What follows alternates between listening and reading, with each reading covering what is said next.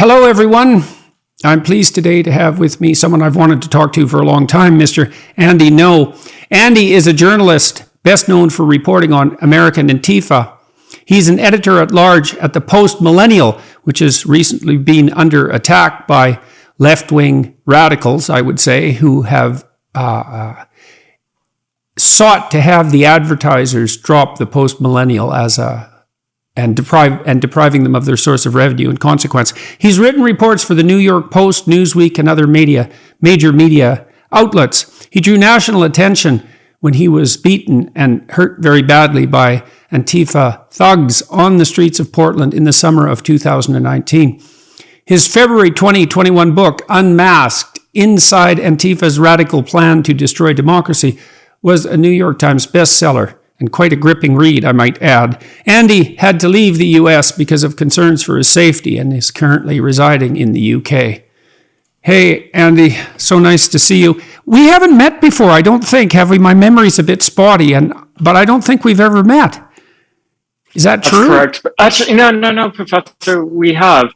When you were on your tour and you were in Portland, Oregon, that was where there were some of the largest demonstrations against you. And backstage, I interviewed you for my podcast very, very briefly.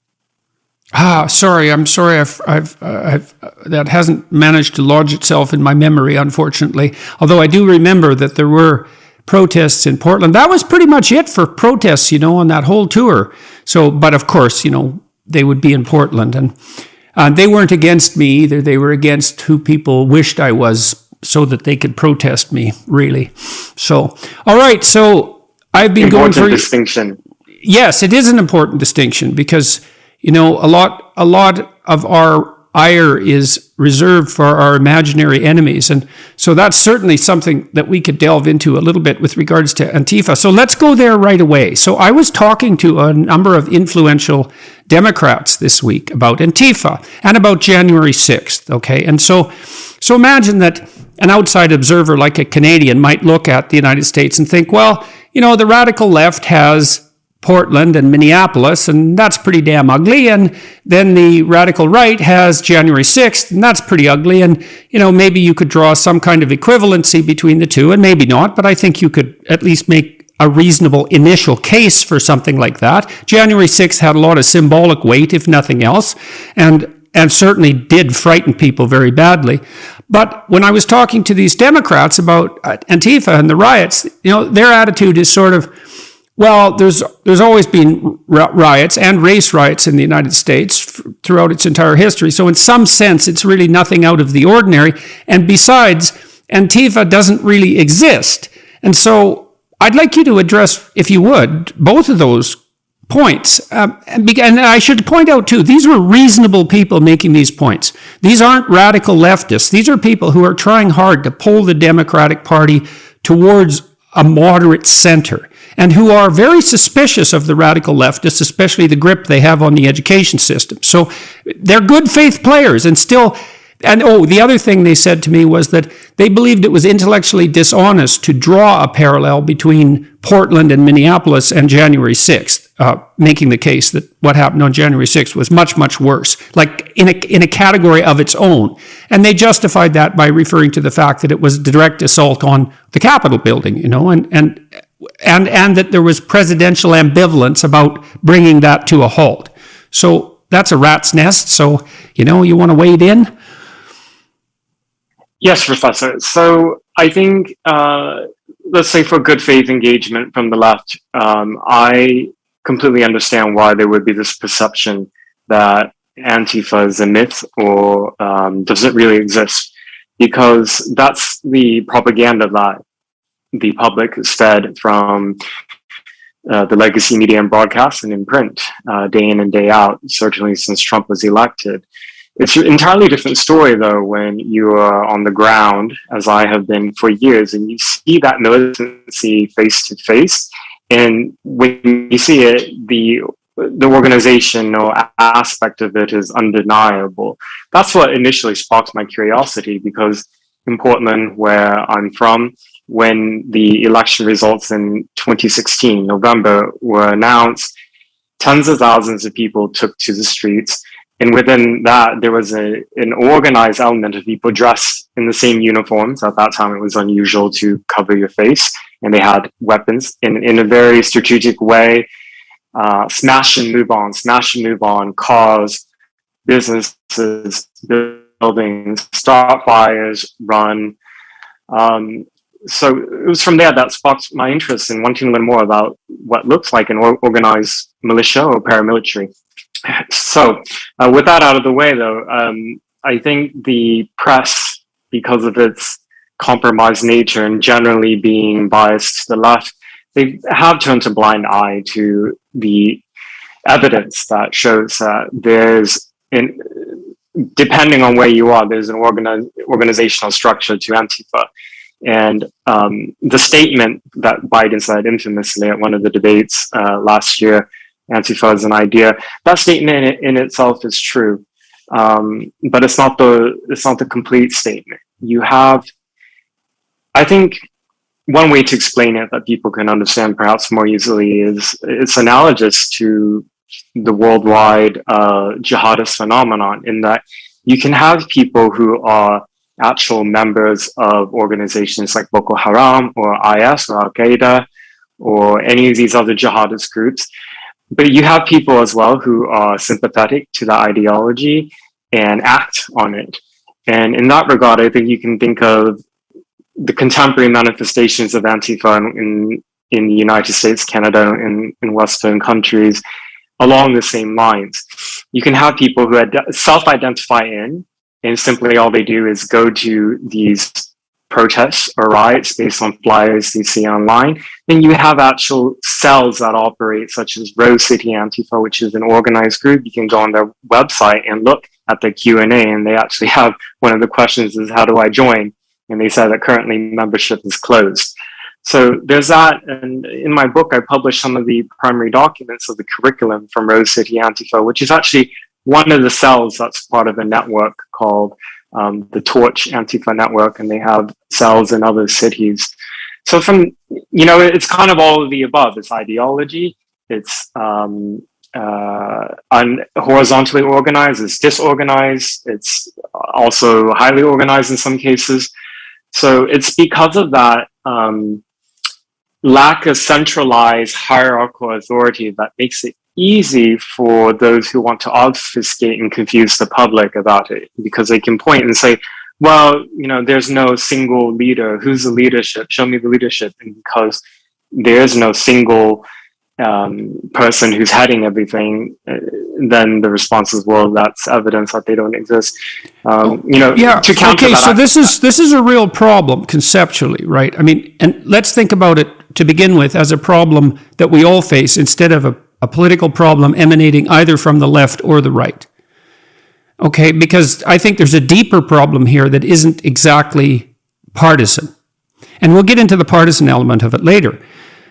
So imagine, first of all, I assume that the description you gave would be the one that you gave, is that, okay, so what we have here is we have some actual organizations. Let's focus on Rose City Antifa. But it's a radically distributed organization. And we don't even know how radically distributed. And it's almost impossible to identify its core members or even to define what core membership might be. Now, you did point to Rose City Antifa, but if I said, for example, well, how many other Antifa groups are there that have an identifiable organizational strategy that's akin to Rose City Antifa? How many do you have any sense of that? Just a few dozen. There aren't very many, but the thing is, many they close and then they spring up as new ad hoc groups under different names. But it's really the same, relatively the same people involved. Okay, a few dozen. So that's real interesting. So that's like, let's say 24. Just let's make this concrete, because I think it'll be interesting to do so. So in that 24, how many people do you think are core involved in each group? Do you think it's like 5? Is it 3? Is it 10? Like real hardcore people who are devoting their time to this, like maybe they're unemployed. That would be a real shock. And it's their full-time job. Something like that. How many people? Across the entirety of the United States, if most of them, let's say, were averaging around the same size as Rose City Antifa, then I would say in total we're looking at below 1,000 people in across the entire United States. So hundreds, which is, you know, in the scheme of things and for the scale, that's a very small number. Yeah, well, it's so small that you could say that it's, and I'm not saying this, but it's so small that you could say that it's non-existent, right? Because it's 1 in 300,000 if it's the U.S. It's such a tiny minority of people that they barely exist. But what that points to is something actually, that minimizing it in that manner actually points to something far more sinister. Because what it means is that under 1,000 committed people can radically destabilize whole cities and pose a threat to the integrity of entire culture, not least by fostering polarization and the degeneration of the political scheme that comes along with that. And so that's a real danger for all of us, particularly if it's the case that groups like that can multiply their power by pulling other, you know, semi-attached and maybe not so violent or even extremist people in on the basis of their empathy. Exactly. Concentric circles probably is a good way to explain it. What you asked me, the concrete number of how many people are actually core in terms of involved in the organizing, the planning, attending meetings or trainings, like as you said, almost non-existent given the population size of the U.S. However, the larger concentric circle is of their sympathizers, and I think the role of the press, since particularly, I would say since the election of Trump, helped really to mainstream the so-called Antifa ideology. It put day in and day out for the entire world that this belief that America had elected a fascist president under Trump, that we were experiencing a regime change, that there would be genocide, and on the face, I mean, these accusations are so outrageous and I would say laughable, but people genuinely believed it. You know, go back 5 years, remember, like this sense of fear. I know they believe it. Palpable. Yeah, well, they're feeling the same way about Trump running again. You know, that fear is definitely there, and I think it's probably even higher than it was. At least, it's higher than it was in some ways among the same people. And so, because they think, well, he didn't manage to establish an authoritarian state this time, but, you know, just wait. We'll see what happens if he gets power a second time. It might be the last election the United States ever has. But think about what this means. So, because I talk to people on the left a lot. Most of them are moderate. The extreme left types, they generally won't talk to me. But although I would talk to them if I found someone who was credible and interesting to talk to and who was willing to. What that means is, think about the conceptual problem that we're faced with now. So the people on the left can point to the right and say, well, what about your extremists? And the people on the right can say, well, there's hardly any of them. They basically don't exist. And in some sense, that's genuinely true. And on the left, it's the same thing. It's like it's hardly anybody at all. It's under 1,000 people committed to this. But they can cause a tremendous amount of trouble. And so then the left can point to the people on the right who are extreme and say, well, look at your extremists and what they do. And then the right can point to the people on the left and say, well, look at your extremists and what they do. And we don't know how dangerous they are and what happens if they get out of control and get the upper hand, and how much protection do we have to, wall ourselves in with in order to make sure that doesn't happen. And then the fact of those extremists mean that each side can demonize the other by pointing to the worst, and then everybody gets out of control. And it's not obvious at all how to deal with that. Lying about it certainly complicates the situation tremendously, right? If there's any deceit in the press coverage and so forth. And so, so that's a problem, a conceptual problem. And then, why do you think that legacy media, so to speak, is so light-handed in its treatment of Antifa, given the tremendous damage and loss of life and violence, for that matter, that the riots that Antifa, in some sense, are central to, has caused? Like, if you had to play devil's advocate, what's motivating them to minimize this? establishment journalists were entirely uniform and committed to their goal in opposing Trump. And many of them felt that it was their duty and obligation to violate some ethical standards because we were living in such unprecedented times with Trump in the executive office that he needed to be resisted by any means necessary. Isn't that always the justification for ethical violations? Isn't that always the rationalization? It's like, well, I wouldn't normally do this, but this is an exceptional case. And so not only is it justified for me to violate my ethical standards, it's actually demanded of me. And so that seems to me to be an argument. I can understand the argument, because, well, hey, maybe we're faced with an emergency. We're going to see a hell of a lot of that, by the way, with climate change. Like a lot. So it's coming in a big way. And so, well, if the emergency is large enough, don't we get to violate our own principles? And, well, you're a journalist. Let me ask you a question. Can you recall a time, and this is a real serious question, man. Can you recall a time where you thought the stakes were high enough so that you violated your journalistic integrity? I appreciate the question. So I've covered dozens of violent protests and riots where I witnessed people being assaulted. I've always, I don't intervene in those instances. I try to record a photograph. But when you see, for example, a mob of people beating somebody, and it doesn't matter for me the political affiliation of who that mob is, I feel sort of as a human, as a citizen, I should at least just intervene in some way. That's something that I've struggled with a lot.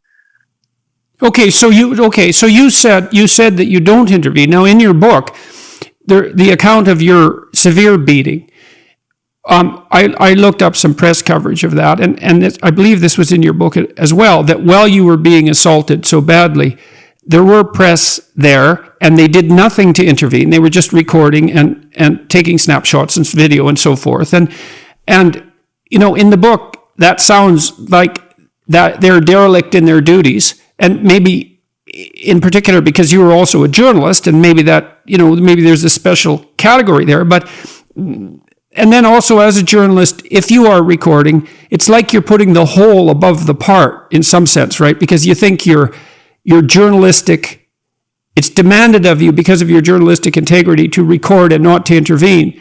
But you said you feel the pull on your conscience about that. So how is it that you've learned to live with that, and what makes you think that you made the right decision doing what you've done? And maybe you don't know, maybe, I'm not entirely sure if I made the right decision. Fortunately, I haven't been like right next to somebody who was on the nearly getting killed. I think for that type of instance, it's very clear that there's a demand for an obligation for an intervention so that somebody's not murdered.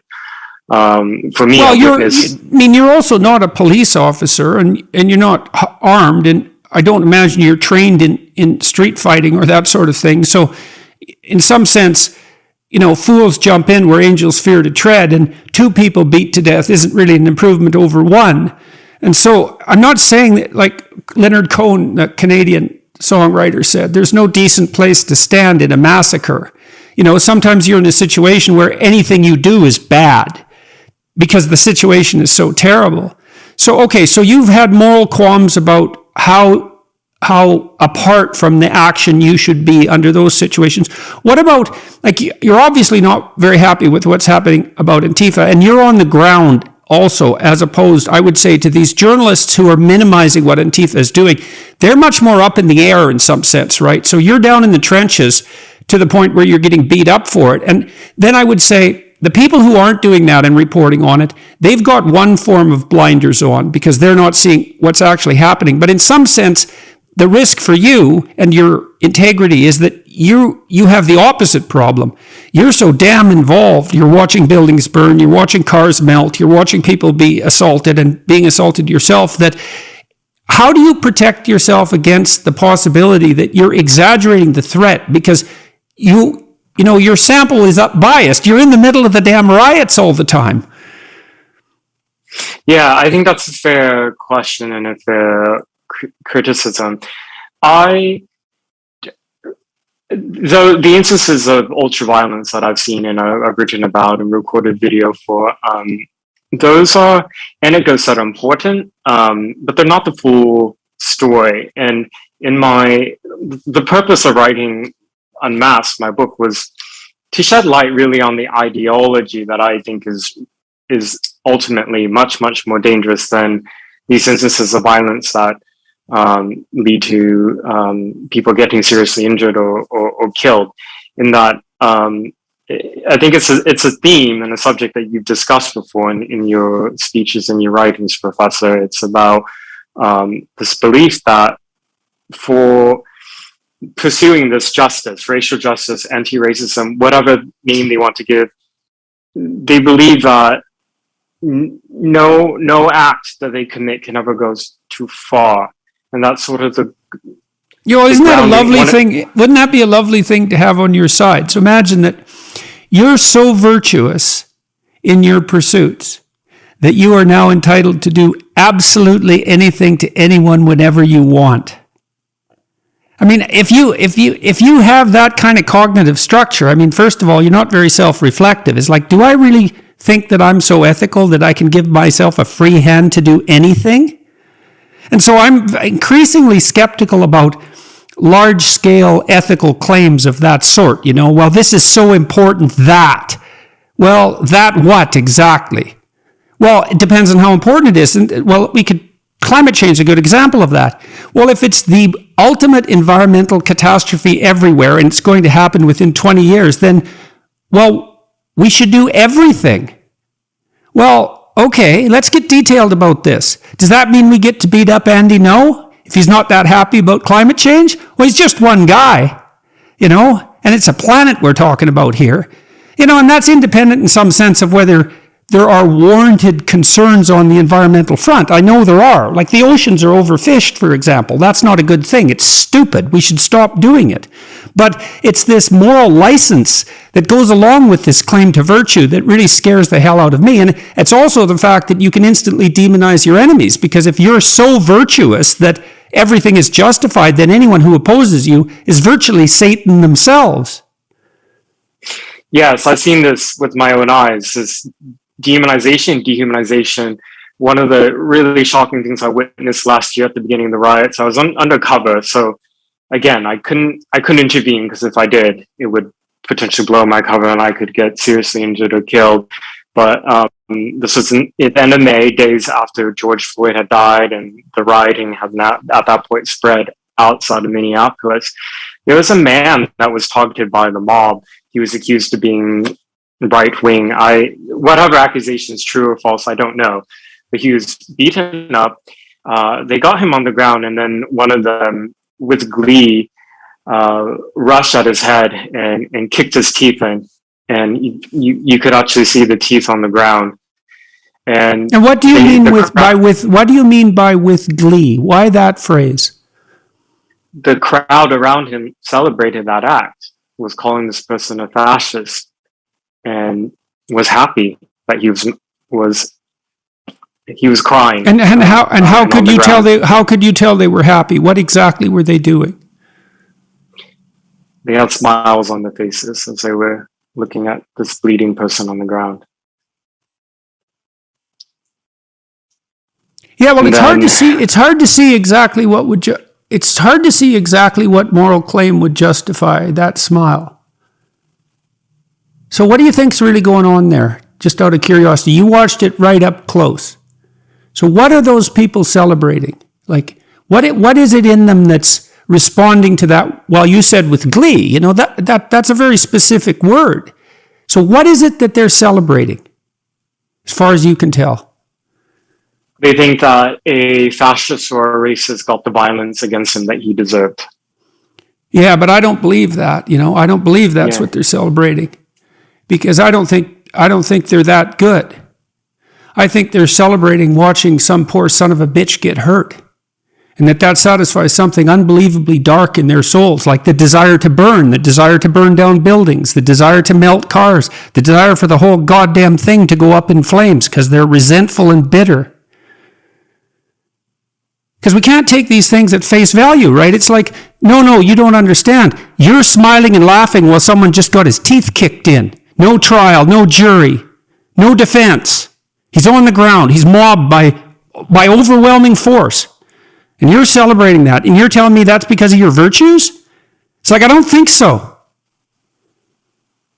And this is the danger we're facing, right? With this in all these activist groups. I've had people like that at my come and protest against me. I can kind of spot them because I have some clinical training. I can tell the guys, it's almost always men.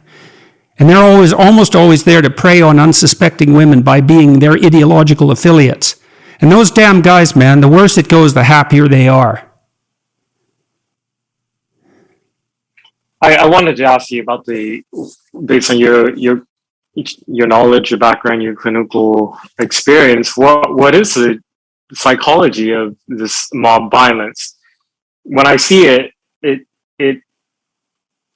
I don't even recognize some of these. They seem animalistic, is what I mean. They're worse than animals. They're worse than animals because animals, they just kill to eat, you know. Human beings, they have a twist in them that makes them far worse than animals when they really get going. Well, I think you really want to know what I think? I think it's revenge against God for the crime of being. That's really what I think. It's Cain and Abel. It's like, oh, Abel's your guy, eh, God? How about if I take him out in the field and beat him to death? How do you feel about that? All my sacrifices went unrewarded. Yeah, it's like, yeah, that's what it is at the bottom of the hell of things. And so, you know, these people, they can light the whole world on fire. And that's partly what you're... So I didn't get your answer to one question, sorry, about the potential warping of your viewpoint because you're so much in the action. Like, how do you know what I mean? If you're in that all the time, that becomes your world in some sense. And how do you know that you're not exaggerating the threat because you're in it all the time? Because it describes step by step what is happening in, let's say, this particular anecdote of Portland in the summer of 2020. But then I also follow that up with certain data. The consequences, the political consequences, say in Portland last year, the city council did vote to defund law enforcement based on the demands of the radical left activists, those who carried out violence. They defunded police. They also abolished the gun violence reduction team. And a part of my reporting is the crime reporting, particularly in the cities and areas I know best, Pacific Northwest of the United States. And we've seen that we have the actual data of the number of violent crimes that has shot up ever since the death of George Floyd last year in Portland and other major American cities. Portland this year, 2021, has now surpassed its all-time record for homicides. And this is a direct consequence of the political decisions that were made by local politicians in response to their constituents, as well as outsiders going in, carrying out acts of political violence and having certain demands over it. Okay, so that's what you point to concretely. So let's take that apart a little bit. So you have an ideology at the core of this. I want to go through this really programmatically. One of the things so I'm going to kind of mangle a bunch of questions here together. So these core people, it's not so obvious to me that they're simply left-wing. You know, because, well, some of them are anarchists. Okay, like what the hell's an anarchist exactly? Is he left-wing or right-wing? It's like, in some sense, it doesn't matter. I know ideas matter. That isn't what I'm saying. But in some sense, it doesn't matter because that person who's decided to be violent is working to burn the whole damn thing down for whatever reason. You know, and you also describe them as paramilitary and organized militia, and there's a right-wing flavor to that, right? The uniforms, because uniform is more an element of the right than the left, all things considered. And I know that things get hard conceptually when the opposites touch, right? And people debate about whether the National Socialists were left-wing or right-wing, and the answer was, well, they were a complex mixture of both, and the worst of both in some sense, although, maybe not worse than Stalin or Mao. So that also means that people on the left can point to Antifa, even the violent types, and say, well, what makes you so sure they're left-wing, and why should we bear the mark of their disquiet, as a stain on our political beliefs? So then, so there's ambiguity about the real radicals. And it's certainly, to the degree that they're radical, the degree to which they can sow confusion about their political ideologies, all to their benefit, right? So if both the right-wing moderates and the left-wing moderates point to them and say, well, you're left-wing or you're right-wing, depending on what they're trying to justify, and that screws the system up, if they're hardcore anarchists, great, that's all the better. They just play into their hands. Okay, and then you laid out a pathway from that violent interchange to policy decisions like defund the police, for example, and the pulling back of law enforcement. And then you said, well, that's destabilizing cities. That's actually what's happening. That's data. And so, but it's not that easy to trace. It's not so easy to trace that back to the radicals themselves, except insofar as they want to destabilize, right? The ideological trail isn't so clear. So now, is there a question in there? Well, I guess one of the questions is it reasonable to characterize the radical extremists as either left or right? Do you think that's actually helpful? I characterize them as far left, and I can understand that there may be confusion about the ideology. Certainly, I've very frequently come across people on the right who would describe Antifa as radical Democrats or radical liberals, and that's incorrect. I think what makes me give a partisan label to the Antifa ideology is because by their own admissions and their texts and the philosophers that they look to, it's this fusion of both anarchism as well as communism. So what makes them different from the traditional revolutionary communists of previous decades is that they're not looking for creating a tyrannical top to bottom state communist regime. In fact, they feel that communism failed in part because it was implemented in that way in China or the Soviet Union. They believe in the abolishment of the state, and this is where the anarchist side of the ideology comes out, so that society could be organized into communist communes. And so they've tried some of these experiments many times.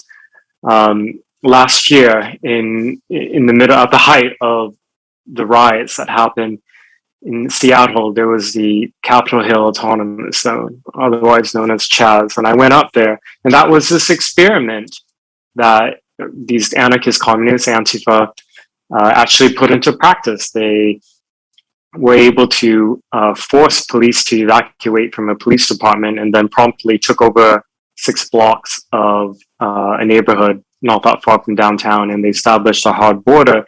And in it, they actually took attempts at state building in terms of this is where you go to get your food, this is where you go to get your water, you don't have to pay for it, this is mutual aid, we're going to do our gardening in the park.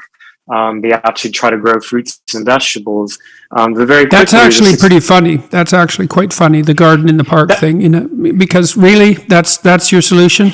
You dimwits, that's really what you're doing? Now, okay, so let me hammer you on that a bit. So let's say, because when I was reading your book, I thought, okay, well, one of the solutions is arrest people who break windows. Enough of this. Like when they break the law, arrest them. It doesn't matter what their political background is. And then you think, well, do you really want to? I remember in Toronto when the G7 came to downtown Toronto, they basically turned the whole damn city into an armed camp. And I walked down there by the barbed wire and the cement borders, and I thought, God damn it, you're turning this city into a prison, and if you don't think you're going to have prison riots because you did that, you're a fool. And so like, I'm not a big fan of authoritarian states. And so then I might say, well, is it okay in the U.S. if the state is loose enough in some sense to allow these foolish experiments to take place? Because maybe by doing so, by being that loose, I mean, I know you have the riots, that's not good, but by being that loose, it gives us a chance for these ideas to manifest themselves in a small scale, prove their total lack of validity and their incoherence, and then just sort of disappear. Now, the alternative would be to crack down in some sense, more police, to stop the violence and the riots, and to arrest people who are clearly breaking the law, and we can talk about why that isn't happening too. But so what do you think about that? Like, is it a sign of a functioning democracy that it's loose enough to allow such things to happen?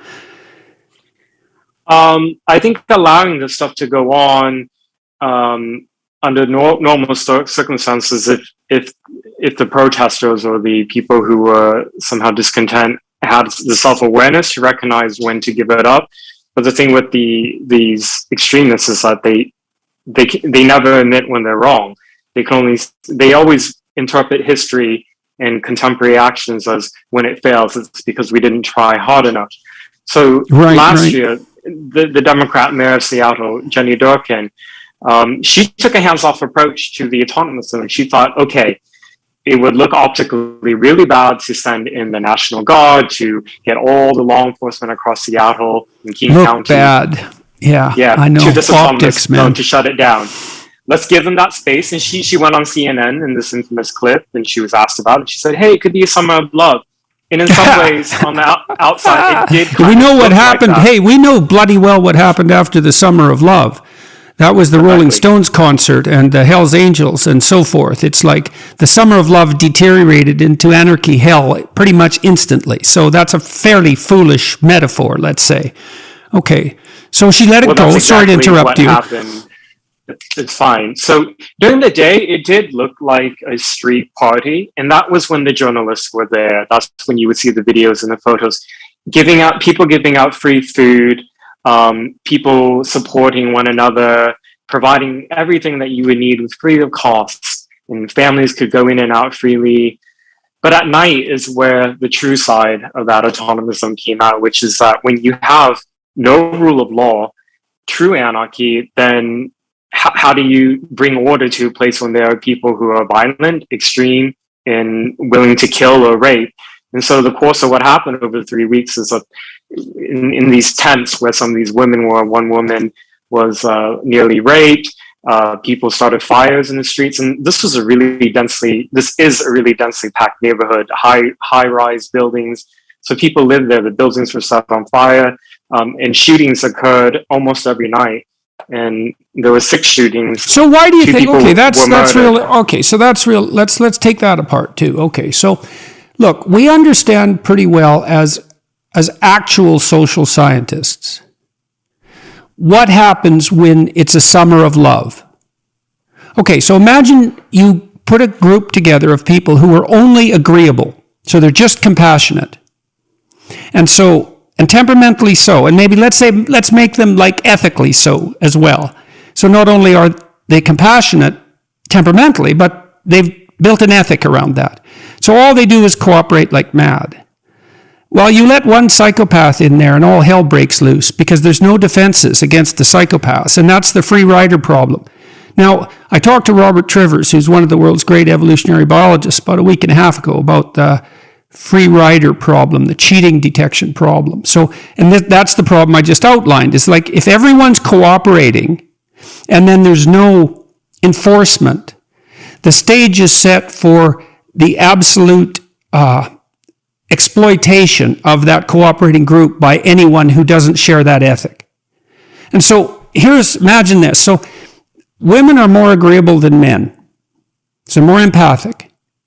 And so that's kind of rough on women because the men are less empathic. They're harsher and rougher and tougher and meaner and more blunt. And so women put up with a lot because of that, because a really disagreeable man can be quite brutal. Now, that can be hemmed in by other traits like conscientiousness, and etc. But we'll just keep it simple for now. So then why do women want less agreeable men? That's Beauty and the Beast, by the way. That's the conundrum there, right? Well, because you need someone who's not that agreeable to keep you safe from someone who's really not that agreeable. And so men exist, and this is part of sexual selection, men exist on this weird line, where they have to be disagreeable enough to keep the real criminal psychopaths at bay. Those are the guys who come out at night, right? And then, but they have to be agreeable enough to be empathic enough to be generous and share. And that's a really tight line, and it's one that women are negotiating all the time. And Trivers said that, I talked to David Buss too. Buss said that young women are really attracted to dark triad guys. They're Machiavellian and manipulative, but they're confident. And so they kind of look successful, and they're risk takers. They kind of have the persona of daring success. But they're dark. They border on psychopathic. But as the women get more mature, they're less likely to be taken in by that. So anyways, so this summer of love, the summer of love problem is, well, what happens at night? Okay, so why do you think it happens at night and not during the day? Just out of curiosity, you've been there. Like, what are you watching? Who's coming out at night exactly? There were gang members who were there, and they were armed. I think they took advantage of the literal anarchy, and that they could go to a place where there was no police because there were hard borders that were surrounded this zone. So, and law enforcement kept away, and so that was just a perfect opportunity for criminals to go in. And what did they want to do? What is it that it gave them free rein to do? Shootings. Okay, so that's kind of odd. So who are they shooting? I mean, look, if it's gang warfare, you know why they're shooting each other. It's usually guys who are looking for status, who've been challenged in some way, who are out to prove themselves. Like, there's a good sociology of that kind of shooting. It's like, well, why are these guys going into this free zone, summer love thing and shooting? Who are they shooting and why? I don't know another name, but they were untrained, and they ended up murdering a 16-year-old. As far as I know, no suspect has ever been identified in that case. And how was that handled by the mainstream media, that particular event? Because that's quite the event. Yeah, that was then the second murder that happened at Autonomous Zone. So then by then, the press started to be a bit more critical because that was nearing 3 weeks at that point. A lot of the residents were feeling a bit more emboldened to speak out anonymously not anonymously, but unnamed, to the press about what they're witnessing, what they're hearing at night. I was there, one of the nights that I was there, a burglar broke into a car repair business and allegedly tried to start a fire inside. But the owner was there and he had security, so he detained this individual. The news went out and they had a speaker system set up in the autonomous zone with the microphone. Somebody went up to the stage and said that a black person was being held by some racist whites, and the entire mob sprinted to this business, broke down the barrier at the business, got in and got their guy out. The business owner said he told press later on that he had called police about a dozen times and he just wouldn't respond. What did they do with him? The person that got away? Oh, he got away. Oh, I see. Yeah, it's amazing they didn't lynch him. Oh, so yeah, you're talking about the business owner. You're right. Yeah, it could have become deadly at that point.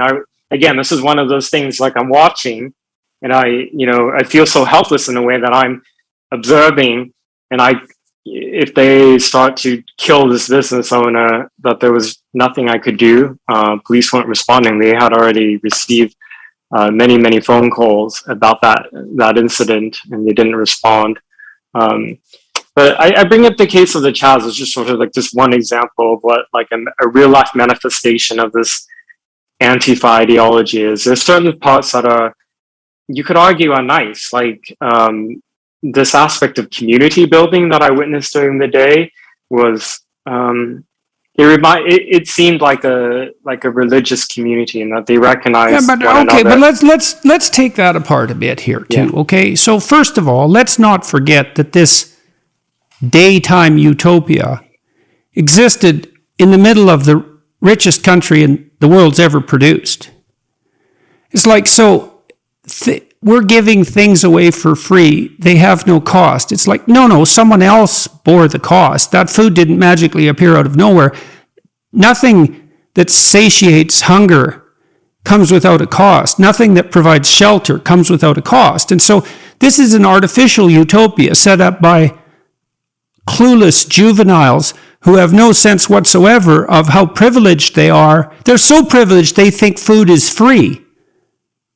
And the reason they're that privileged is because food is damn near free. And the reason for that is that we live in a miraculous society that's made food free. And it isn't because it has no cost. Man, you think of all the blood that's been spilled over the centuries to pay for the terrible struggle that it took us all to figure out how to do that. That's not free. And it's an appalling indictment of our education system that anybody can come out of it thinking that way. So even during the day, so you have, and it's the same with the San Francisco Summer of Love in some sense, that could have never come about at all, even to the degree that it did, without there being this unbelievable largesse and plenitude that characterizes modern Western societies. So, when we see people on the street even, and I'm not saying that being on the street is not a terrible thing, but it's a complicated thing. We don't see people who are skeletal. We see people who have enough to eat. And so it's just rubbish right from top to bottom. And to have a politician say, well, maybe it could be a summer of love. It's like, what the hell does that mean exactly? Our system is so broke that violent, clueless, radical juveniles can arbitrarily occupy a part of a city and in 2 weeks make something better. Really? Like, what the hell? I don't get it. Now, you talked about optics. So I've been talking to these Democrats, for example, about how to conduct yourself ethically in the political domain. And I've been talking to Republicans as well. And one of the things we sort of zeroed in on is this idea of instrumentality. If you're doing something for a particular goal, maybe almost regardless of what that goal is, then you tend to use people for your end. And you might say, well, we have to stop Trump, so it's okay to use this person for that end. But I don't buy that at all. I think there's something deeply wrong about it. And so when I do these podcasts, for example, what I'm really trying to do is just to find out some things I don't know. I don't really have a plan. Did I have a plan to talk to you? I'll tell you what my plan was. It was like, well, I'm going to read as much of Andy's book as I can manage in the time I have to do it. I'm going to do my background research to the degree that I can. Then I'm going to ask him a bunch of questions about things I don't understand. That's the whole damn plan. And this instrumentality, we've got to get rid of this idea that we can use people for an end. I don't care what the damn end is. And, if you and I are doing this right, we're having an honest conversation. That's all we're doing. And that's a hard thing to do. So back to, your answer to whether or not you're exaggerating this was to point to the consequences, like the defund the police, that sort of consequence, and the destabilization of cities like Minneapolis and Portland. And how destabilized do you think they have become because of this? But they destabilize in the sense that the people who are dying are mostly Black and brown people. So the elite liberal class of the cities don't experience that loss of life, if you know what I mean. They may hear the gunshots more frequently in the streets. They may see businesses shuttered or damaged because of bullet wounds, but it's not people in their families and their friend circles who are dying. So in some ways, they're kind of always protected from the consequences of their political decision making or political demands. I think one other thing about Yeah. So if you look at hierarchies, if you look at the way hierarchies work in the animal kingdom, for example, so even, let's say, birds that really don't live in flocks, they still have a hierarchy. And the hierarchy is some birds have better nesting sites. And so they're closer to food. They don't get exposed to wind and rain so much. And they're birds that are generally in better physical health. They're like they're birds that are in better physical health. Let's leave it at that. They sing louder songs, the males. They attract higher quality, healthier female mates. They have the good nests. Okay, now a flu comes through that area, an avian flu. The birds die from the bottom of the hierarchy up. And so that's very much in keeping with what you're describing, right? Is that as we move up our hierarchies, whether they're based on competence or power, we shield ourselves from stress. That's partly why we actually want to move up the damn hierarchies. And so then when things get destabilized, people die from the bottom up. That's what's the old saying, when the upper class catches a cold, the lower class dies of pneumonia. And so that's the luxury belief problem too, isn't it? Is we can have these addle-pated utopian schemes that we use to pat ourselves on the back for our ethical superiority. We can fund their implementation, because you talk about that interestingly in your book, right? These left-wing organizations funneling money into these more violent extremist groups. We can pat ourselves on the back for standing up for the oppressed, and when things go sideways, well, it's just the oppressed that die. So I can't figure out why the left stands for this, you know. That's the thing I can't get, is that I thought you guys were for the working class. I think how this is demonstrated in one way very clearly was last year in Minneapolis, when some of the worst rioting broke out.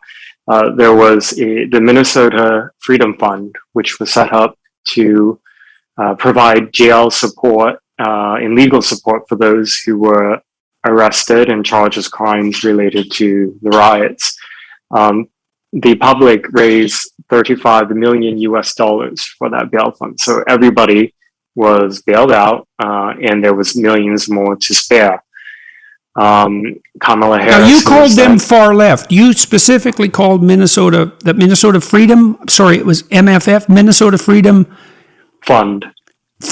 You called I went and looked up the board members there to see who they were. And, you know, they're professional types, most of them, community activists, some of them lawyers, etc. I mean, it looks like a perfectly legitimate site. So why did you call them far left, and why do you think they're not legitimate? Because that's a pretty deadly epithet coming from your tongue, given what you've seen and heard. So was that justifiable, that epithet? And if so, why?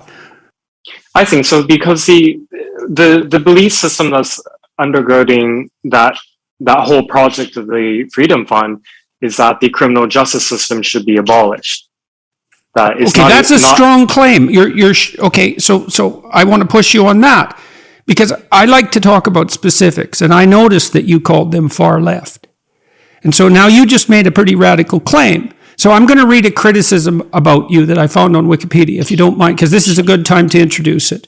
Yes, please do. No's coverage of Antifa and Muslims has been controversial. Okay, that's true. And the accuracy and credibility of his reporting have been disputed by other journalists. Yeah, well, so what, right? Because, of course, he has been frequently accused of sharing misleading or selective material. That's a little more pointed, a criticism, described as a provocateur, and accused of having links with militant right-wing and far-right groups in Portland.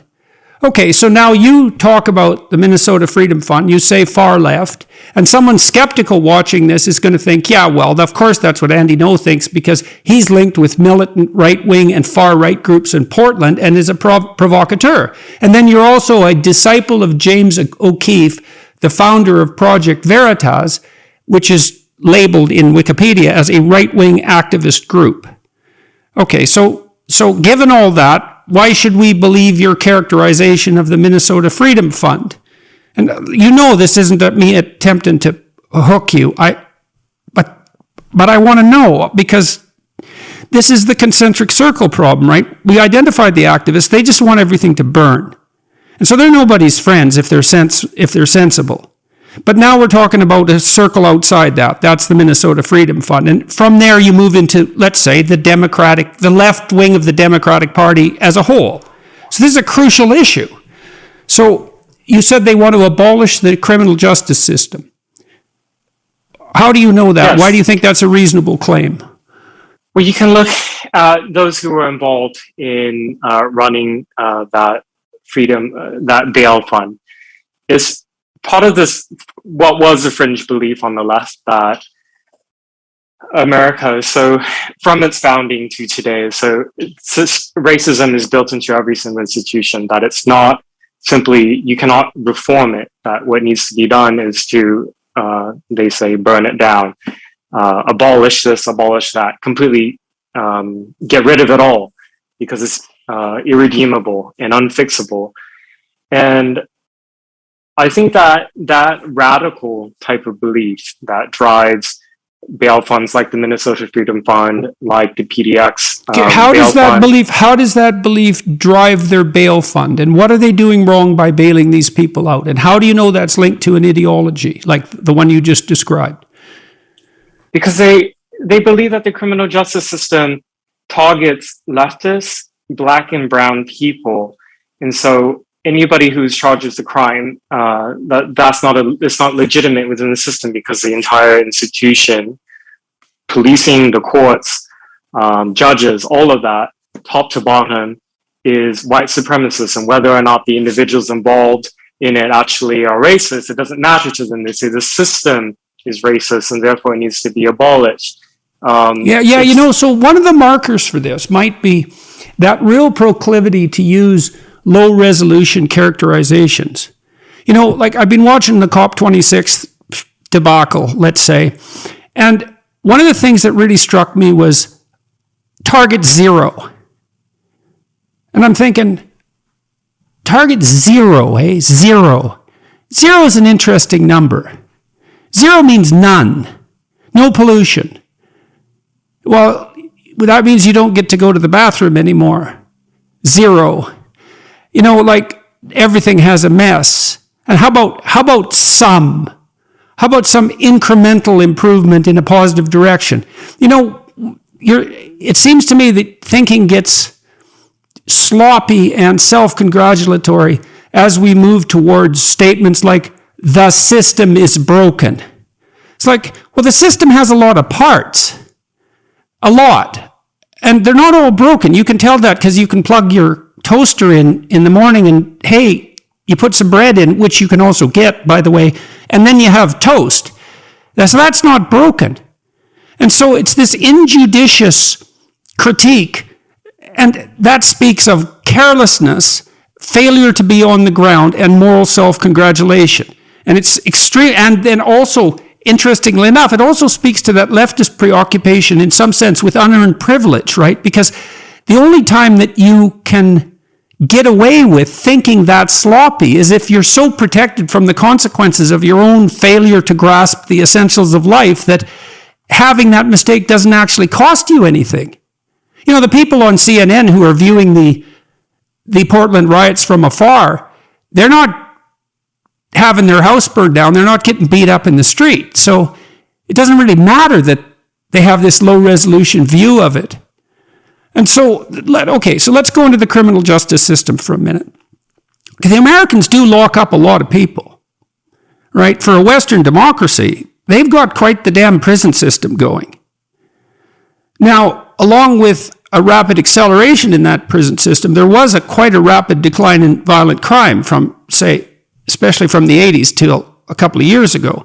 And I don't know what the causal links are there, and I'm not making a case for a link between the prison system and the decline in criminality, because it's complicated. But they do lock up a lot of people. You guys lock up a lot of people, you Yankees. And a disproportionate number of them are Black. And so that's a problem. That's a big problem. It's like the incarceration rate's a big problem, and the racial disparity is a big problem. And it does beg the question, well, to what degree is the system corrupt? It begs the question of to what degree the corrupt system serves the people in power who are, let's say, disproportionately less likely to be Black, particularly. And And then you can see how that the guilt about that, which is felt really broadly, especially among empathic liberal types, increases the probability that they're going to turn a blind eye to any manifestation of what seems to be associated in even a vague way against that.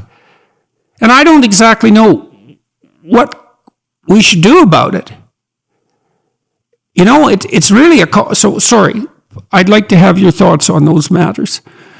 So I think the vagaries of things that they oppose, such as using terms as like the system, burn it down, abolish, systemic racism, these things are not defined really because I think by intention, they never want their goals to be reached. They exist almost, they being the radical far left, the revolutionary far left, whatever, as they need to exist in opposition to something.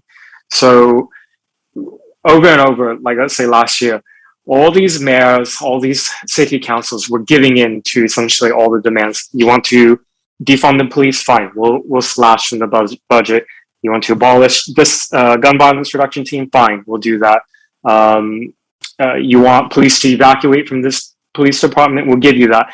And it was never ever enough. In fact, in every time that these, let's say in Portland, the Portland mayor or the mayor in Seattle, every time that they capitulated, what happened was the demand for more extreme actions was stronger from these extremists. And when they didn't get that, in Portland, for example, the rioters went to the home of the Portland mayor, Ted Wheeler, and actually set the building on fire. And he ended up having to move out of his condo.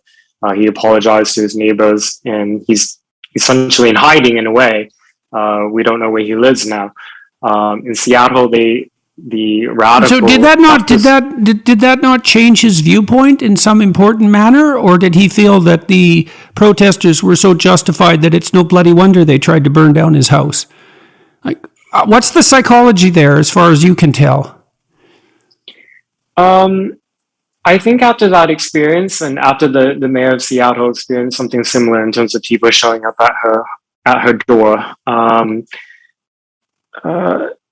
they gave fewer concessions after that, and were in that language moving forward that I've seen in some of the decision making, pulled back on sort of the radicalism that they had embraced in the early months of the rioting. They didn't pull back completely, but pull back enough that, you know, there were subtle things. For example, the mayor much more being willing to speak critically of violent riots that were happening in his city, whereas before it was always, so it had some effect. Yes, there was criticism before, but then there was always, you know, this is taking place in the context of historic racial justice protests, and we can make something great out of it. He didn't always qualify his statements moving forward, which I think were meaningful, important in that regard. And before I forget, I wanted to go back on one thing. You know, you read from the Wikipedia articles. Yes, I want to, and the Freedom Fund. I know that's still hanging because you called them far left, and now I just called you far right. So who the hell can trust you? So, like, how do we wade through this? So I've been one of the ways that Antifa and their sympathizers in some publications in the press have tried to delegitimize my work and my voice is to posit or put out this idea that because I'm against Antifa, by default, then that must mean that I'm pro-fascism. So they've tried now for years to throw any type of accusation at me and hoping, knowing that it's false, but hoping that even if it doesn't stick completely, that I'm never left in the same state as before, that I'm always dirtied in a way. And they've been effective. Yeah, that works. I mean, I was nervous about talking to you. It works, man. It works. And believe me, I've experienced the same thing. And it doesn't take much to stain someone's reputation, right? Especially because look, there's 7 billion people in the world. There's no way I'm going to talk to all of them. And so you don't kind of need hardly any excuse at all not to talk to someone. So, you know, a little stain will do the trick. And so this James O'Keefe thing, you're described by your critics as a disciple of James O'Keefe, okay? The founder of Project Veritas, a right-wing activist group. So what's the story with that exactly? Well, a disciple would, that would tend to imply that like I've been mentored for a long time by Project Veritas or James O'Keefe, which I haven't. But for the record, I am very supportive of the work that they do. I think they do great they invest the resources, money and time, getting people to be undercover journalists to record things that otherwise you would never get on record. I understand there's a lot of criticisms against. And are they reasonably conceptualized as a right-wing activist group? Like, what exactly does that phrase mean in this context, do you think?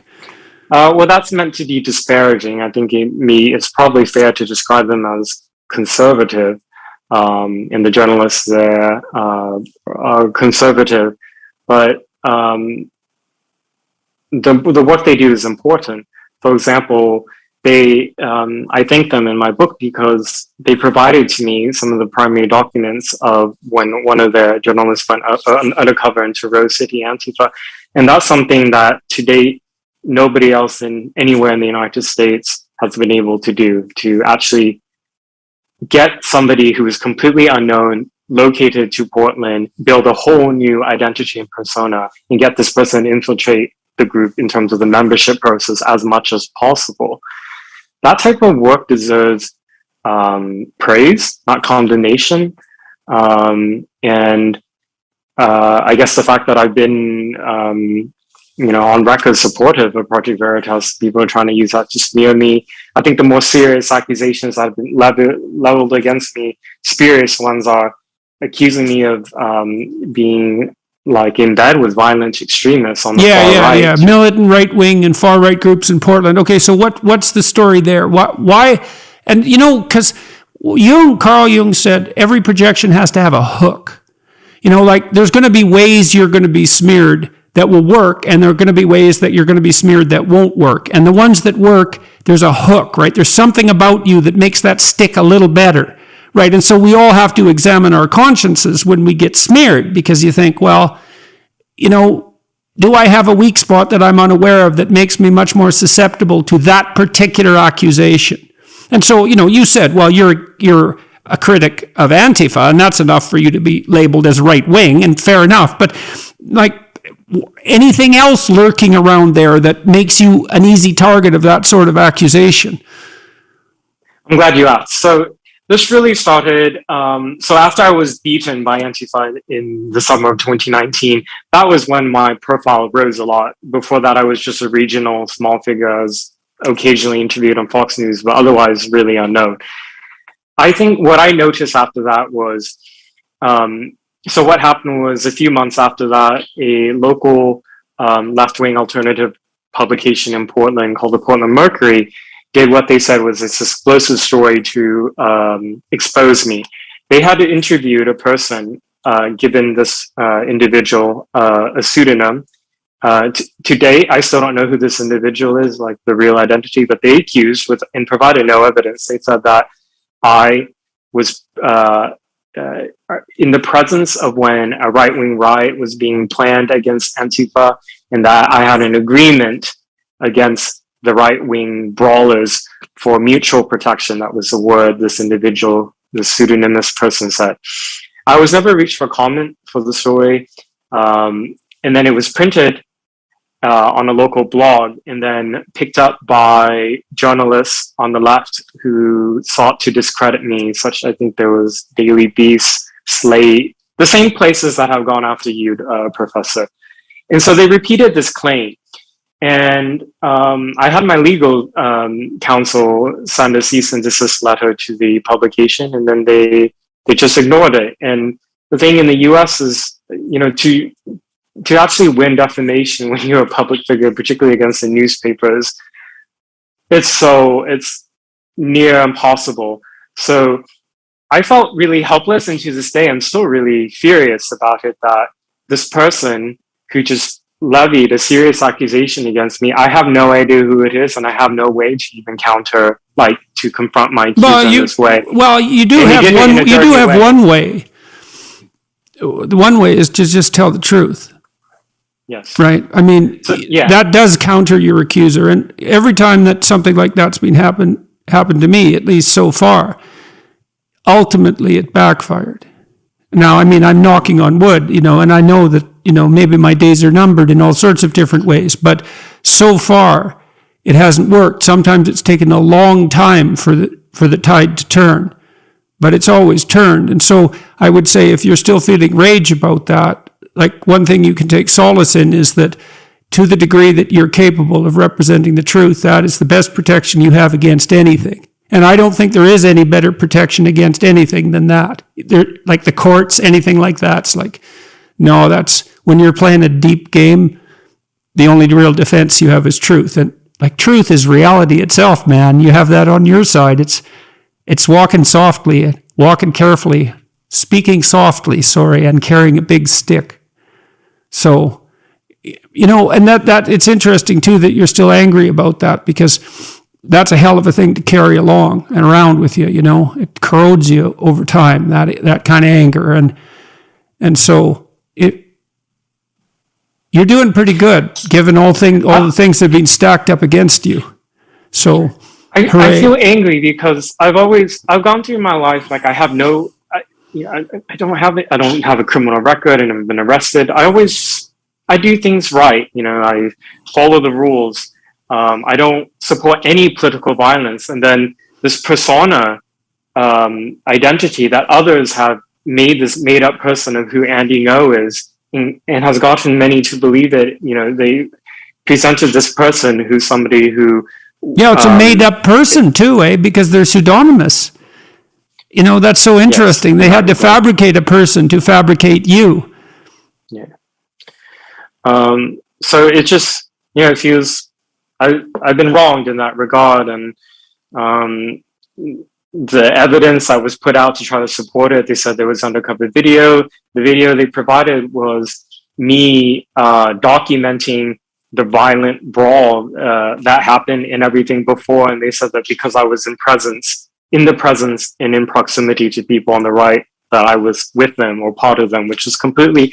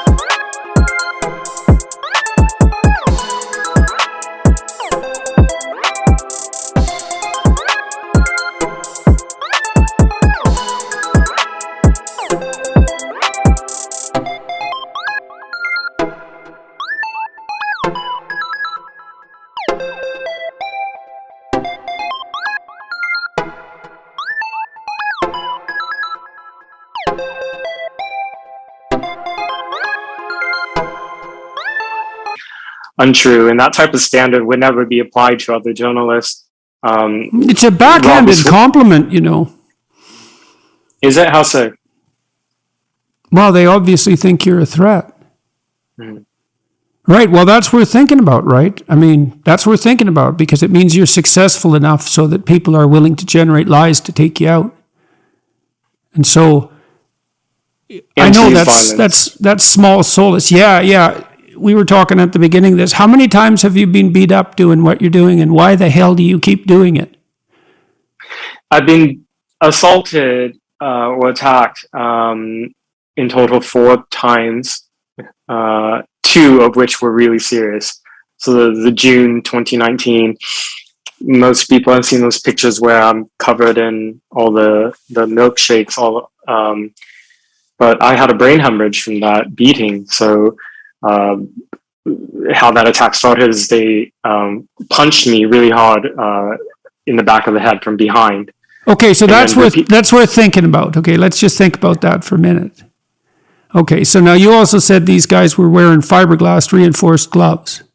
Okay, so here's the kind of courageous person who went after you.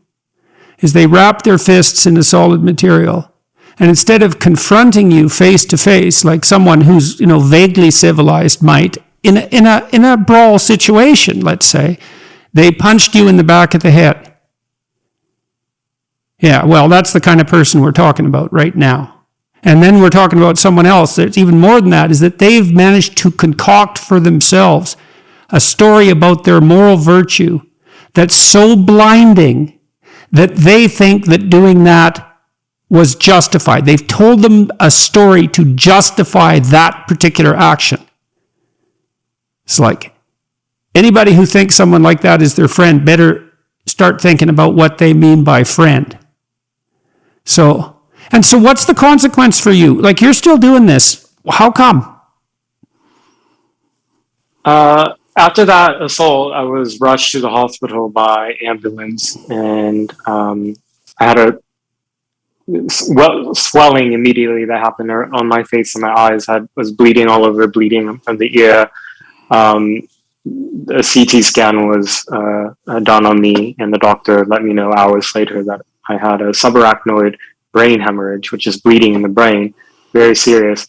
And I had about a year of like cognitive speech therapy, physical therapy, to address some of the deficiencies I had immediately after the assault. It's been 2.5 years now, and I'm still dealing with the cognitive issues. And this is what makes me so angry, because nobody's ever been arrested for it, and these anonymous assailants, some of them, took something away from me forever. I have memory issues, and my mind is not the same as before. That's what I deal with. But what was it like for you going back to your next riot after you recovered from this, or partially recovered from it? I mean, what was that day like? You decided you'd go cover something else violent. Tell me what that was like. I wasn't able to do it for many, many months afterward. And when I did, it was, I had PTSD, like this overwhelming fear, which wasn't irrational. It made sense. If these people knew who they were, they would beat me again and possibly kill me. I mean, they have been threatening to kill me dozens and dozens of times on social media or through emails or phone calls, or they would actually graffiti it across the city, kill Andy, no murder Andy. Yeah, I've seen those pictures, man. So this incitement of violence was real. And I went back out, and, I've gotten a lot of criticisms over it, but because I put myself out at risk, and earlier this year in May, I was beaten again when I was exposed. What sort of criticisms? That you're being too courageous? Is that the problem? Sandy knows being too courageous, man. No, it's the right way to interpret it. And I'm asking about foolhardiness, right? Because like you got hurt bad, and so I'm asking, how do you know it's not time to hang up the shingle and do something that won't get you killed? I'm not saying you should. That is not what I'm saying, but it is worth asking yourself that question. And so you did go back into the fray. And you got criticized for it, of course, by people who wouldn't do that. That's for sure. And they're sensible, whatever that means. But so why'd you do it? And how did you overcome that fear, man? Because, of course, you had something approximating PTSD, and this isn't some abstract fear. Like, you could be killed. You were damn near killed. So you can do a hell of a lot of journalism from the comfort of a computer anywhere in the world. However, the further that you are physically removed from whatever subject you're reporting on, it's much, much easier to introduce more errors. So, for example, the journalists who are at desks in bureaus in DC or New York who are reporting about Antifa on the West Coast from the comfort of their desks in their offices introduce a lot of errors, for example, like describing it as simply a movement against fascism. And I needed to be on the ground. Yeah, as if that's simple. It's like, they're fighting fascism. Are they? Exactly how are they doing that? And who are the fascists? And how do you define fascism? And We tried to fight that before, and it turned out to be pretty complicated. And so how is it that they're simply fighting fascism? And who are these people that think that they're fighting fascism? And why do they think they're right? Et cetera, et cetera, et cetera, et cetera. So, yeah, simply, that's that low-resolution thinking that really is, it's part of a self-congratulatory, privileged blindness, that's for sure. Okay, so you need to be in the fray as far as you're concerned to get the facts right. And we already kind of walked through why you think that you're not exaggerating the threat, right? You look at what's happened in these cities and the broader political landscape. If you don't mind, let's go back to that Minnesota Freedom Fund again, because that was really a crucial issue as far as I was concerned, because it has to do with this concentric circle issue. Okay, so they're helping people get out on bail as rapidly as possible. Who are the people that they're getting out on bail? And why do they think that's a good idea? They were completely indiscriminate. So the bailed out people who were accused of things such as attempted murder and rape. At least one individual who was bailed out based on these funds went on to allegedly murder another individual. Okay, so that adds credence to your claim that the ideology driving this is a low-resolution critique of the entire justice system, right? Because you wouldn't be indiscriminate in your deliverance of bail if you didn't believe the whole damn system was so corrupt that everyone arrested by it is best, what would you call? It's just, they were just arrested for arbitrary and unreasonable reasons. So, exactly. In Portland last year, we have,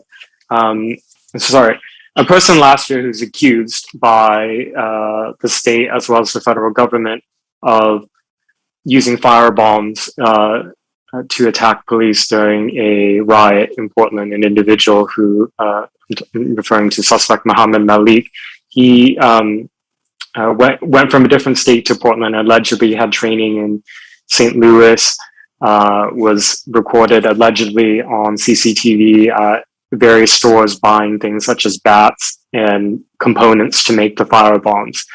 He was held on a $2.2 million state bail in the state of Oregon when he was arrested after an investigation that involved the FBI and the ATF. That individual that's the highest bail set out of the 1,000 people who were arrested in the riots in Portland, Oregon last year. The bail fund in Portland raised the money to cover 10% to pay his bail, which is $220,000 cash they put to get this individual out. And again, it's from this belief that there's absolutely no legitimacy to the American criminal justice system. So any act of sabotage, such as getting out allegedly violent people who are accused of attempted murder, people who even accused of stabbing people and trying to kill others, all of that they support in helping, because they just view it as one more way of disrupting the system in a way to cause it to break apart. And so that's what justifies your accusations, let's say, of far left sympathies on the part of this particular fund. And it's the indiscriminate use of the money. Okay, so let's go into the bail issue a bit. So we could make a counter argument. We could say, well, look, these people are innocent before they're tried, right? We presume innocence. And that's why bail exists, at least to some degree, because people can get on with their lives when they're getting mangled up by a justice system that certainly can be arbitrary and harsh and rather infrequently can deliver, true justice, because that's a heavenly ideal, isn't it? And so they could just say, well, look, bail was set. What the hell is so wrong with us putting bail up? And we're just helping people who don't have the means of fighting for themselves. And yeah, maybe they got carried away at a demonstration, but people get to demonstrate, and that doesn't mean that we shouldn't help them out with bail. And now you made a specific point about this particular guy, 2.2 million bail, right? So if there is any legitimacy in the justice system, that would be an indication that maybe he went beyond the pale by any reasonable standards. And so how would you respond to because I can imagine someone from that fund sitting here listening to you thinking, no, we're doing this for good reasons. And so what do you think about that kind of argument? I would be willing to concede that to them if they weren't willing to bail out people who've been arrested, let's say 2, 3, 4, 5, 6, 7, 8 times within the course of 2 weeks. When you see that it's used essentially to get people out and then they're allegedly go on to riot within the same 24-hour period, is arrested again, bail them out again, then that looks more like... It's the indiscriminate aspect there. Yeah, okay, exactly. Okay, fine, that's good. I want to read something from your book, okay? I'd like to talk to you for about like a day, but we're not going to be able to do it. Okay, so let me make sure I've got the whole story here.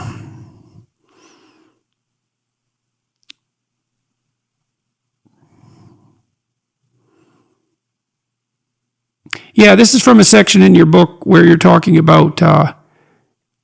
really about what led to the ideas of defunding the police and so forth, and about the fact that if there's any interference in a criminal matter between the police and someone who's black, in this particular case, that the police are likely to be in terrible trouble for it. And you talk a little bit about the difficulties that presents for law enforcement officers who are at least sometimes trying to protect black people as well from violent subgroups. So here's you're talking about this guy. He was arrested and shot by police after fighting with cops in a residential area. He had shrugged off being hit with a taser round and reached inside his vehicle where there was a knife. This was all caught on camera.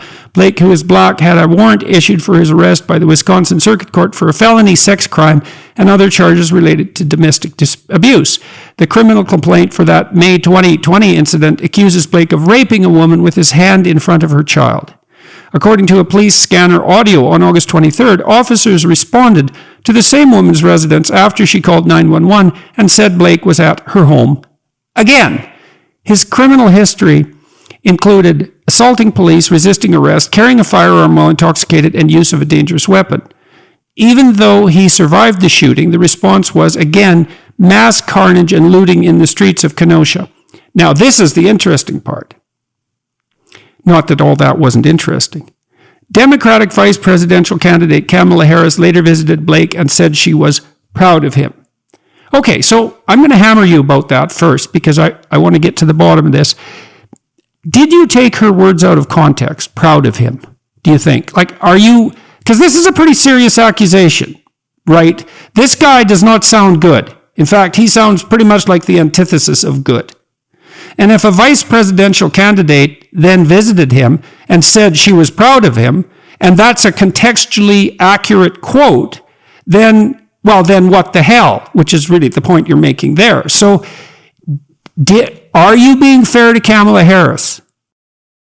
I think so. So I think at that time, she and much of the public just weren't aware that this was the crimes that he's been accused of or was convicted of. That's his history. But it's that what we see over and over is the context of who these individuals are who are involved with sometimes deadly encounters with police. It's almost like their whole history is irrelevant, and the only thing that matters is that they're black. And essentially, I think that Kamala and other Democrat politicians viewed him as a George Floyd 2.0 type of figure and saw only what was on the outside, which is a black man who had been shot by police. Either discarded early evidence that was known about some of his criminal history, more of it emerged later. That type of stuff was irrelevant to the narrative at hand because the Kenosha riots were part of riots that occurred in many other cities within this whole movement for racial justice and police reform, which the Democrats, in my view, very cynically use as a campaigning point and as a way to batter the Trump-Pence campaign. Why cynically, you say? Because, part of what I've kind of come to understand is that some of the stuff is worse because it's not cynical. you know what I mean is there's a cynical element, and because people act instrumentally, they want to win an election, for example, and they think that they need to win at all costs because, look what we're preventing. And I get the malevolence and the cynicism, but it's more scary when you see that it's actually good people, or people as good as you are, or as good as I am, that are caught up in this sort of mess, because it points to how complex and sticky and horrible it really is. So, I mean, we talked about the incarceration rates and the disproportionality of incarcerated people in the black community. And that really is a problem, and it might be a severe enough problem to bring the whole mess down, right? We don't know. It's a real problem. And it isn't going away easily. And we can't even talk about it, not deeply. And so then we fall into these low resolution categories, the kind that you just said. It's like, well, the justice system is biased against black people. And so whenever a black person is treated badly by law enforcement, there's this reflexive move just to note the systemic inequality and to be on the side of the person who is a member of a group that is incarcerated at a much higher rate than other groups. And so it points to a real problem. Now, God only knows what the problem is. It isn't a problem, right? First of all, it's like 10,000 problems. And each of those problems is really hard, and you have to get a high-resolution map of them. I know why you went after Kamala Harris. It's because, well, this isn't a guy to be proud of. Could have she known? Or did she just not know? And then, that's it's a crucial question, because lots of times you could know something if you want to, but you decide not to. I don't think she cared to know, because, she's a former prosecutor herself. She has the resources to be able to pull up some of these criminal records. Like, I'm not just talking about things that... Okay, so that's a good point. So you don't think she did her homework, and she could have done it. Because I would say, okay, look, she's busy. Like, such people are busy, right? They are scheduled to the second, 18 hours a day. So they're busy, and things can get by them. So you say, well, yeah, but she was a prosecutor, and so... She knows this sort of thing. She could have done her homework right then. And to go into that situation and say specifically that she was proud of this guy, it was like, no, that's not excusable, because you had the expertise to know. And you could have taken the time to investigate who you were going to congratulate. And did you let the camera opportunity get in the way, so to speak? That's the question you're raising. Yes, okay. Exactly. Okay. Well, I'm going to talk about that particular story with these Democrats that I'm talking to, because, one of the things I like about your book, I'm afraid we're going to have to close on this. There's a whole bunch of other things. We should talk again. I guess that's really the issue. The devil's in the details. And your idea that you have to be there to know what's going on. Well, there's real truth in that. And, there is the danger that because you're there, you're going to exaggerate the threat. That's the danger of being on the ground. And, hopefully you can protect yourself against that. But I liked your book a lot, and it made me think a lot about how these groups are structured and about how this goes out of control sideways. And so you're doing real journalism, as far as I can tell, and that's not that common anymore.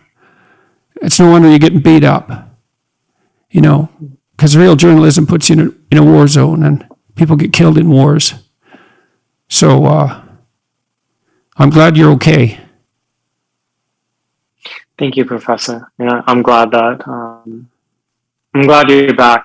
I've been a fan of yours for years now, and the world missed you a lot when you were gone. I'm glad you're well enough that you blessed the public with your intellect. I appreciate that, and I'm thankful that you took time to read my book and to give me an opportunity to speak with you. I haven't read it all yet, but I'm going to. And I'm going to try to get some of these Democrats that I'm talking to read the damn thing too. Because at very least, what you did that I think was so useful is, so imagine that they're pretty concerned about far-right radicals. It's like, okay, fair enough. And it's not easy to tell the far-right radicals from the far-left radicals anyways. But by unpacking how these groups work, you perform a real service in aid of stopping the psychopathic radical types, who really are always a threat to everything that everyone sensible holds dear. You shed some light on the complexity of it, the detailed complexity of it. And that's extremely useful. It's extremely useful to people who want to know what's going on. And so that is what journalists should do. It's the purpose of a free press. And, what would you say? I wouldn't say, what would I say? Because I can't say congratulations. It's like, it's quite something that you put yourself in the line of fire for that. It's not just words, It's not just words. And to be brain damaged from it, that's, there are things worse than death, and you got away intact, more or less, but you could have been consigned to something that would be a living hell.